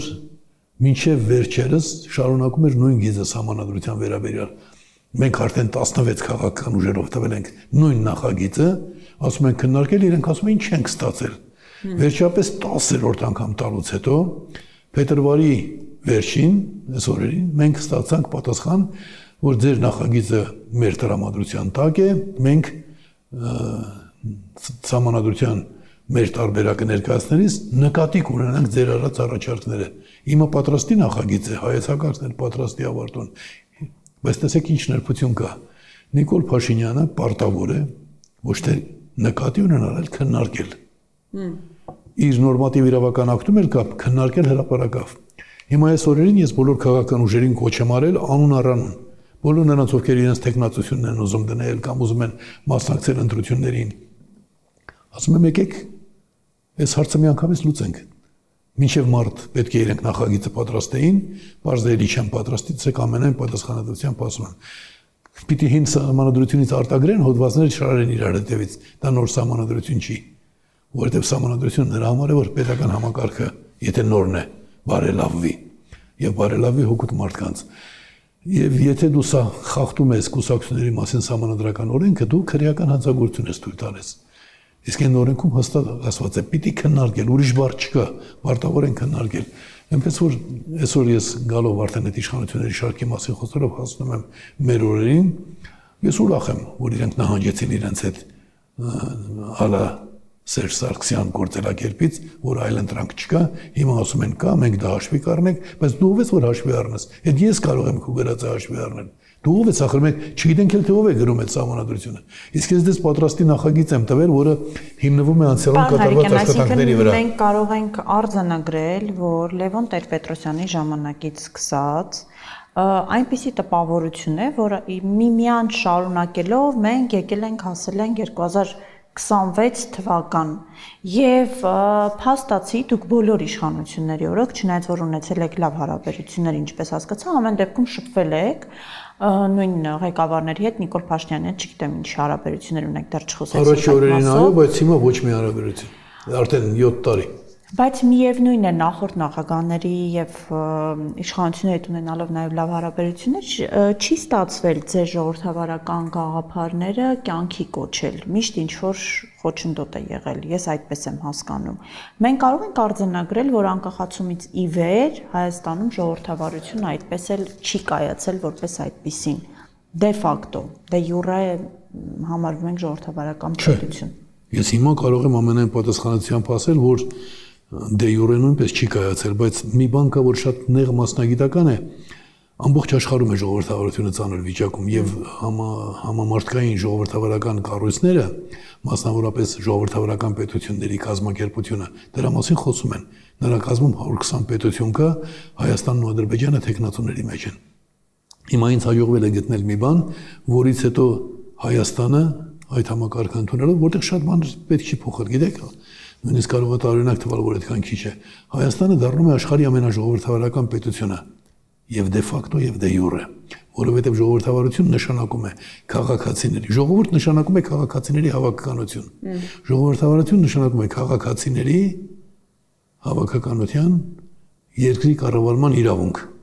Հիմա ես գտել եմ մի ձև, որով ոչ թե ձև, բանաձև եմ գտել մաթեմատիկական, որում տեղադրում ես թվերը եւ վերջում ստանում ես այդ պետական համակարգը, որ այսօր կա, քանի տոկոսանոց է ժողովրդավարական։ Հայաստանը այսօր 10%-ին սահմանում է։ Մինչդեռ Հայաստանը կարող է այդ փոփոխությունից հետո մոտենալ 100%-ին։ Բայց դա պետք է, որովհետև կա նաև տեսակետ նույն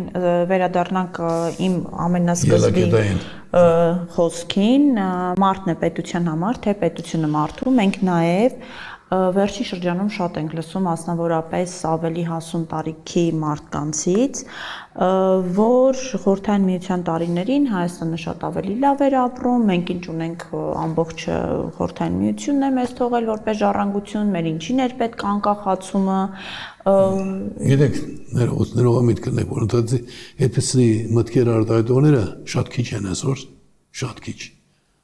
Եվ նրանց տեսակետը ներկայացնելը։ Դե եթերում խոսում են։ Հա, եթերում կարող են առիթից օգտվել ու խոսել։ Հայ ժողովուրդը 91 թվականին շատ ավելի լավ իմանալով թե ինչ էր իրենց ներկայացում սովետական միությունը, 91 թվականին ոչ է ասել սովետական միությանը։ Սովետական միություն կոչված բռնապետությանը, սրիկայապետությանը ոչ է ասել ողջ մարդկությունը աշխարհը։ Ոչ են ասել նաև ռուսները։ Առաջինը ռուսներն են անկախության հռչակագիր ընդունել։ Մեր անկախության հռչակագիրը եղել է մի ամիս հետո, նրանց հուլիսին է, մերը օգոստոսին։ Այնպես որ այն դժբախտները, ովքեր որ սովետի տարիներին եղել են երիտասարդ, այո, երիտասարդ լինելն ավելի լավ է, քան ծեր լինելը։ Բայց երիտասարդ լինելը կապ չունի սովետի հետ։ Այն մարդիկ, ովքեր այն ժամանակ ամուսնացել են, առաջին սերն են, առաջին անգամ զբաղվել են որոշ բաներով, դա կապ չունի սովետի հետ։ Այո, սովետի օրոք եղել են նաև դրվագներ, երբ սովետը ինքը քննադատել է իր անցյալը, բայց ստալինիզմ 100 միլիոնից ավելի մարդ սպանած պետական համակարգը ոնց կարող է ռուս ժողովրդին, Ռուսաստանին մեծագույն վնաս հասցրել է սովետական կարգերը, բայց դա մարդկությանը վաղուց հայտնի է, ուստի ես ուզում եմ վերադառնալ մեկ այլ հարցի սկզբունքային պատասխանը կա։ Եթե դու կոչում ես ժողովրդավարական պետություն, դա նշանակում է մարդն է կարևոր։ Մենք շատ նաև ազգային գործիչներ ունենք, որ այսպես կուրծք առաջ քցելով ասում են մարդը պետք է ազգի շահերի համար։ Բթամտություն է, որովհետև ազգ նշանակում է մարդկանց քանակություն։ Այսինքն մարդը մարդկանց քանակության համար, այո, մեկը բոլորի համար, բոլորը մեկի համար, այդպիսի իրավիճակներ լինում է, չէ՞, բայց տեսեք, երբեք չեն ասում մեկը բոլորի համար, միշտ զուգահեռաբար ասում են բոլորը մեկի համար։ Քաղաքակիրթ աշխարհում ընդունված է հասկանալ, որ պետությունը գործիք է մարդկանց համար։ Ոչ թե մարդը միջոց է պետության համար։ Մարդը կարող է այդ մարդկային հավաքականության գործիքի համար նաև իրեն զոհաբերել։ Ես ինչի համար էի գնում այդքան տարիներ հետևողականորեն իմ նպատակի հետևից, որտեղ հասկանում եմ, որ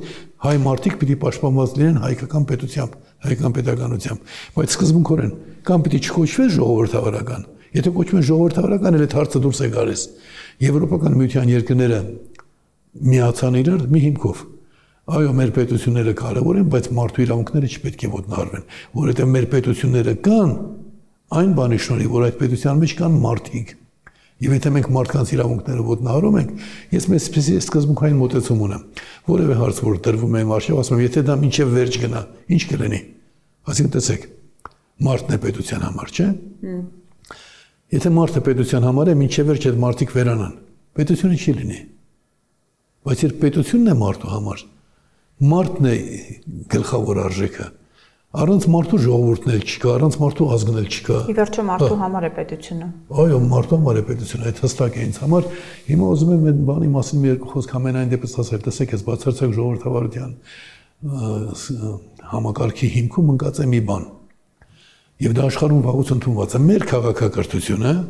համամարտկային քաղաքակրթությունը, այսօր ըստ էության քրիստոնեական արժեհամակարգի վրա է կառուցված։ Հաճախ ասում են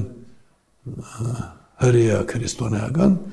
ինչ որ չափով կա, բայց իրականում այդպես չի, որտեղ հրեական աշխարհընկալումը ենթադրում էր հրեաների գերազանցության ընդունումը, որ հրեաները Աստծո ընտրյալ ազգն են եւ այլ մյուսները այդքան Աստծո համար սիրելի չեն։ Հիսուս Քրիստոսի գլխավոր առաքելությունն այն է եղել, որ ասել է հրեաներ մոռացեք,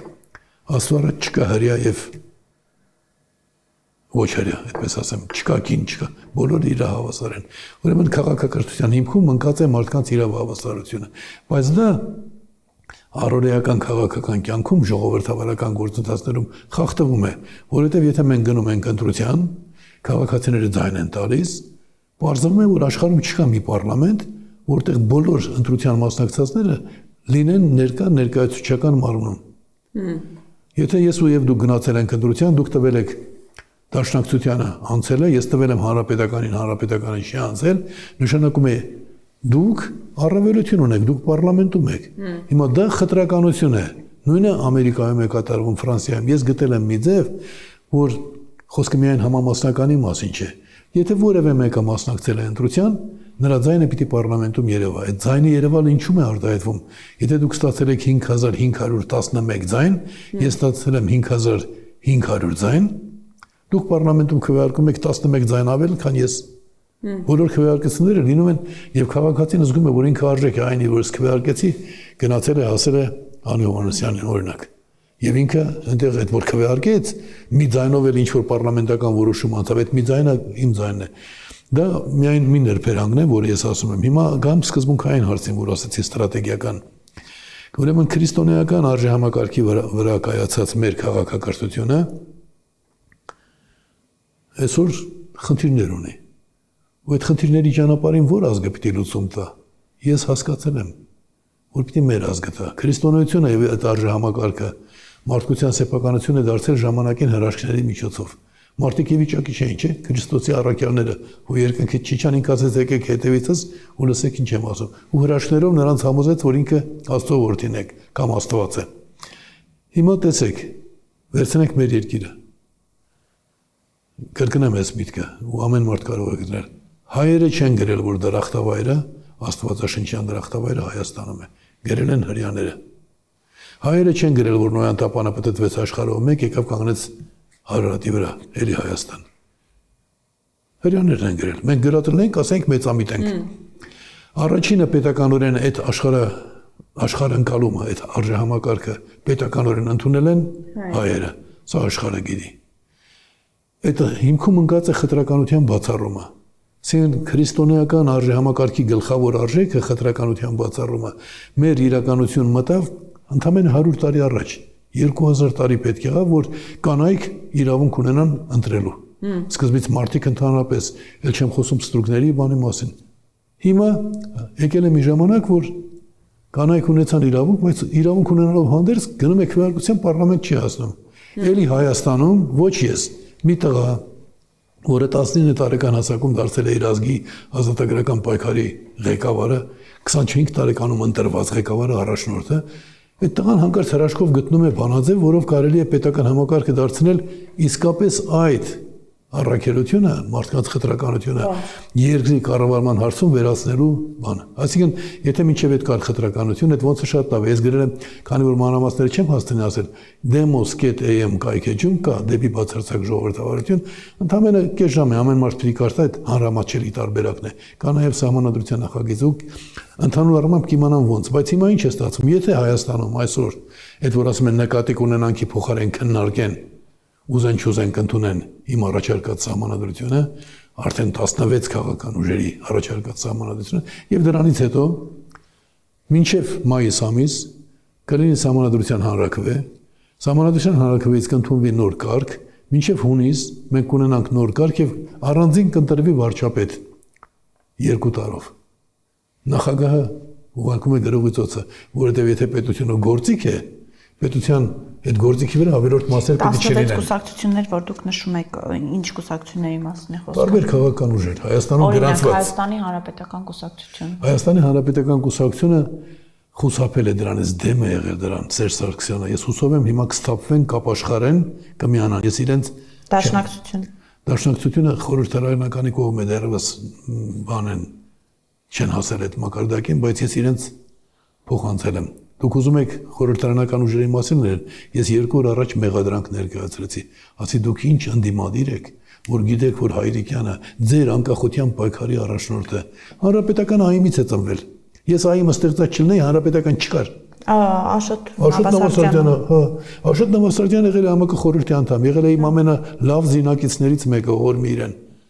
Բայց ես եթե արտասահմանում չլինեի, Հանրապետականը չէր ստեղծվի։ Ես արտասահմանում էի, դրա համար այստեղ Աշոտ Նավասարդյանը ասաց, լավ, ես էլ փորձեմ Հանրապետականը։ Այդտեղ խնդիրներ եղան։ Բայց հետո Աշոտ Նավասարդյանի ստեղծելուց հետո Հանրապետականը պահպանեց այդ գաղափարախոսությունը։ Դե հարցի պատասխանը դուք էլ կարող եք տալ ինքներդ, որովհետև Աշոտ Նավասարդյանը քաղաքակրթական կողմնորոշման մասին չէր խոսում, խոսում էր ազգայինի մասին։ Բայց ի վերջո Աշոտ Նավասարդյանի ստեղծած կազմակերպությունը ստեղծեցին տարբեր բախտախնդիրներ։ Ես ամենայն պատասխանատվությամբ բախտախնդիր եմ համարում այն մարդուն, որը իշխանության է գալիս մի կուսակցության անունից, օրինակ ՀՇ-ով, հետո հանկարծ դառնում է Հանրապետական։ Բայց Հանրապետականի ղեկավար, ոչ թե կուսակցությունը։ Հետո մյուսը ՀՇ-ական է եղել, գալիս է Հանրապետական պայմանով, որ դառնա դրանք ազնիվ չեն, անուններ չտամ, քանի որ ասի ազնիվ չեն, մանավանդ որ ոմանք պաշտպանվել չեն կարող, այս պայն կենթանի չեն, որ պաշտպանվեն, բայց դուք որ հարցրիք ինչպես, այդ ինչպեսի հիմքում մի բան է ընկած։ Առաջին, ցանկացած իշխանավոր այս համակարգով դառնում է պատասխանատու քաղաքացու առաջ։ Ուրեմն տեսեք, երբ ես ասեցի նախագահի պաշտոնը վերանում է, ոչ թե վերանում է, այլ երկրի իրական տերերը, քաղաքացիները, տվյալ դեպքում 3 միլիոն քաղաքացի, նրանք որպես իսկական տեր ոչ թե ընտրում են, այլ ասում են ես երկրի կառավարման բաժնետոմս ունեմ, վերցրու 2 տարով տալիս եմ քեզ, լավ կկառավարես, նկատի ունեմ վարչապետին, հետո էլի կընտրվես։ Դրանից բացի ասում եմ, բայց քեզ վերահսկողը պետք, ընտրում ենք ազգային ժողով էլի 2 տարով։ Մարդիկ կան ասում են, օ 2 տարովը հաճախ է, ժողովրդավարությունը հաճախ է քեզ վախեցնում է։ Հայաստանը ժողովրդավարական պետություն է։ Շատ հետաքրքիր գաղափար է, ես անպայման ինքս կնայեմ եւ խորհուրդ կտամ նաեւ մեզ դիտող մարդկանց նույնպես ուսումնասիրեն։ Բայց եթե կարելի է մինչև ձեր հարցը տալ ասեմ, որ այստեղ մի կարևոր բան կա, երբ Հայաստանը այս համակարգը ընդունում է, ինքը դառնում է քաղաքակրթության առաջատարը եւ գլխավոր բարեկարգողը։ Մեր քաղաքակրթությունը լուրջ խնդիր ունի այդ հարցում քաղաքացու դերակատարության բարձրացման։ Թշնամիներն ավելի շատ են, քան կողմնակիցները, բայց խնդիրը բոլորը նշում են, դա է։ Հայաստանը դառնալու է օրինակելի երկիր, բացառիկ երկիր, եւ սա նաեւ անվտանգային խնդիր է։ Բացի այդ ազգային ծրագրերի իրականացման ճանապարհի համար այնտեղ մի կետ կա, հասարակ բան կարող է թվալ։ Ծագումով հայերը Հայաստանի քաղաքացիություն ստանում են բացառիկ կարգով։ Իհարկե ստանալուց պետք է լեզուն իմանաս։ Սա գիտեք ինչ է նշանակում։ 300 միլիոն մարդ որ շուտով գնալով դա շատանում է բարձողների քանակը, որ կպարզեն, որ իրենք ծագումով հայ են, դրանք շատ շուտ են։ Թուրքիայում ապրող։ Թուրքիայում, Ռուսաստանում, Ամերիկայում, Իտալիայում, նրանք այդ դեպքում ստանում են լրացուցիչ կռվան։ Ասի, Շվեյցարիայից լավ երկիր է Հայաստանը, առաջին փուլում կլինի ընդամենը բարոյա իրավական լավ երկիր, բայց հետո շատ արագ դա փոխելու է ամբողջ իրավիճակը։ Եվ մենք այսօրվա խեղճ ու կրակ թվացող ազգից կվերադառնանք մեր արմատներին։ Իհարկե դա պահանջում է ներդրում, միասնական ուղղագրություն, գրաբարի դասավանդում, որովհետև այդ Հայաստանի տերերը եղել են գրաբար իմացող հայերը։ Լավատեսական եւ Չէ, լավատեսական չէ։ Իրատեսական։ Նկատի ունեցեք, որ դուք խոսում եք այն մարդու հետ, որը միակն է, որ հայ ժողովրդի պատմության վերջին 300-ամյակում ծրագրեր է մշակել, որոնք դարձել են ազգի սեփականությունը։ Չնայած հաշվի առնելով, որ դուք այդքան տարի հետապնդվել եք, այդքան տարի անցկացրել եք բանտերում, տարբեր։ Բայց ավելի կարևոր է նպատակների իրականացումը։ Եվ մինչև օրս մենք հիմա նստած խոսում ենք այդ ամեն ինչից հետո, կարելի ասել ասել, որ այո, հրաշքներ լինում են, որովհետև իրականում այդքան դաժան պայմաններից հետո Շնորհակալ եմ, իրենք ես չէի ասի, որ ես կվախենայի ասել, բայց ես գիտեմ, որ դա հրաշք է։ Երբ ես տարբեր բաներ վերլուծում եմ, բայց ես ով եմ, Ես ով եմ, որ այդ երկերը գրեի, ես ով եմ, որ այդ ծրագիրը կռահեի, ես ով եմ, որ ենթադրեի, որ սիրով պիտի հաղթենք, ոչ թե միայն զենքով։ Ու հաղթել ենք, չէ՞ այդ հարցում։ Շնորհակալ եմ, որ այդ բանն ասեցիք դուք։ Հիմա վերադառնանք մեր օրեր։ Նիկոլ Փաշինյանը գործակալ է, ինքնիշխան է։ Մի հատ կարճ ամփոփենք, որովհետև մարդկանց մոտ տպավորություն է, որ Նիկոլ Փաշինյանը Արևմուտքի եւ Թուրքիայի գործակալն է։ Ըստ էս Նիկոլ Փաշինյանը հակառուսական գործողություններ է անում։ Հա, իմացա, որ երեք ռուսական բազան հեռացված է։ Ռուսաստանի դեսպանին նոտա է ներկայացրել, ասել է 21 թվականի մարտի 16-ի պայմանագիրը չեղյալ պիտի հայտարարեք եւ ասեք, որ Նախիջևանը ապօրինի եք տվել Ադրբեջանին, որովհետեւ դա ձեր իրավասության տակ չէր։ Հետո իմացա, որ Ռուսաստանի այդ գույք պարկի դիմաց կատարած գործարքները անարդարացի են, պիտի փոխհատուցի պահանջել, որ Ռուսաստանը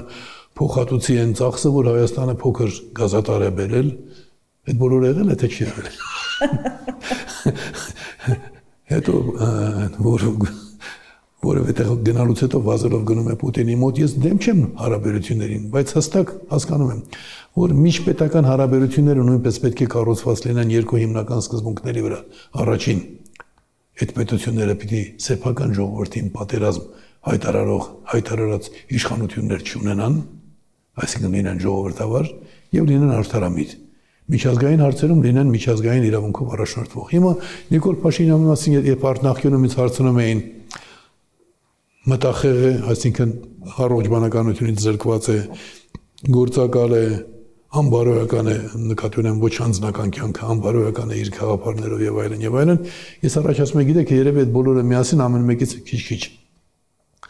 Իսկ հիմա այս օրերին ես ոչ թե տարբեր բացատրությունների ընդառաջ եմ գնում կամ մերժում, այլ հիշում եմ մի բան, մեր Տերը մեզ ասել է. հավատը գործերով։ Որևէ մեկի մասին եթե դու ուզում ես դատել, պիտի ոչ թե իր բլբլոսները լսես կամ իր ճառերը լսես, այլ նայես այդ մարդը ինչ արեց։ Նիկոլ Փաշինյանը 7 տարի է դեպի կործանում է տանում Հայաստանը։ Եթե ինքը այլ կարծիքի է, հիացած է Հայաստանի ներկայվիճակով։ Դե խաղաղություն է բերել ըստի Ոչ, Ալիևը շատ հստակ ասեց փոքրիկս խաղաղություն չես ունենա, մինչև լրիվ չհանձնվես։ Շատ հստակ ասել է, բարոյապես մինչև չոչնչանաս, չհամարձակվես այդ խաղաղության մասին երազել։ Սա ասել է նա, ում հետ ինքը իբր թե խաղաղություն է կնքում։ Ռազմագերիների պայմաններում խաղաղություն չի լինում։ Պատանդները նշանակում են պատերազմը շարունակվում է։ Մենք տարբերակ ունենք դուրս գալու այս վիճակից։ Իհարկե։ Այս տարբերակը մենք ունենք 14 թվականին դեռևս պաշտոնապես տրված Սերժ Սարգսյանը եւ նրա գործընկեր Նիկոլ Փաշինյանը ամեն կերպ խոչընդոտեցին դրան եւ խոչընդոտում են։ Սրանից ավելի ստոր բան հնարավոր չի ունենալ վերջին 300 տարում գոնե ակնհայտ ազգային ազատագրական պայքարի հաջողված առաջնորդ եւ այդ հաջողված առաջնորդի ընդամենը տված նախագծերը չքննարկել, որոնք միանգամից փոխելու են իրավիճակը։ Դուք հասկանում եք, մարդիկ չեն ուզում պատկերացնել, սա քաղաքակրթական ներդրում է։ Տեսեք, այս ճանապարհը ներկայացրի, չէ, ուր ենք եկել հասել, որտեղ ենք հասել, ինչ մակարդակ ենք հասել եւ շարունակությունը։ Ես ասում եմ, շարունակությունը հետեւյալն է։ Ու այստեղ մի շատ կարևոր նրբերանգ կա։ Մենք պիտի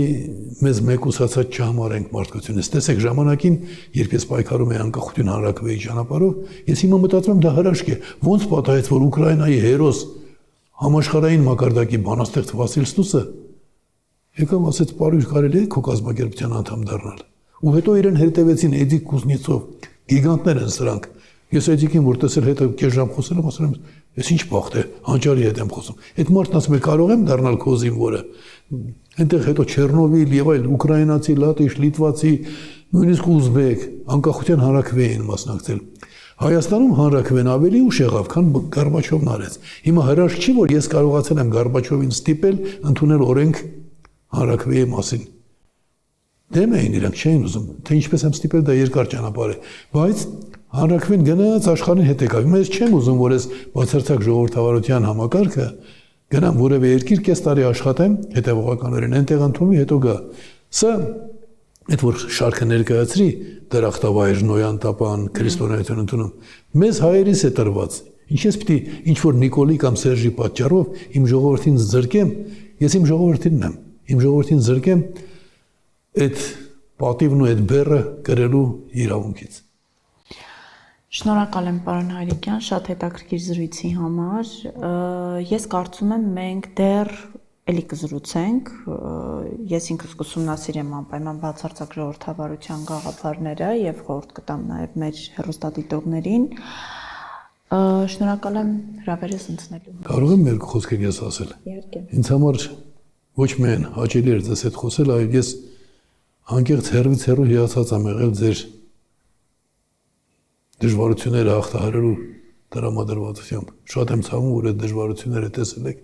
Դժվարանում եմ պատկերացնել, որ դուք մանտում եք եղել, բայց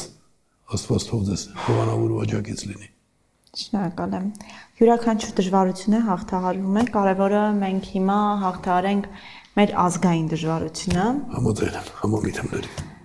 Հիշեցնեմ նաև, որ Analytic Talk հաղորդման հովանավորն է Ֆինավ հաշվապահական ընկերությունը, բաժանորդագրվեք մեր YouTube-յան ալիքին, հետևեք, տարածեք այն գաղափարները, որոնք ձեզ դուր են գալիս, առաջարկեք ձեր գաղափարները, մեկնաբանություններ գրեք, աջակցեք մեզ Patreon եւ Donation Alerts համակարգերի միջոցով, որպեսզի մենք կարողանանք ձեզ ներկայացնել իրականում անկախ եւ օբյեկտիվ լրատվություն։ Լավ եղեք, կհանդիպենք, stay tuned։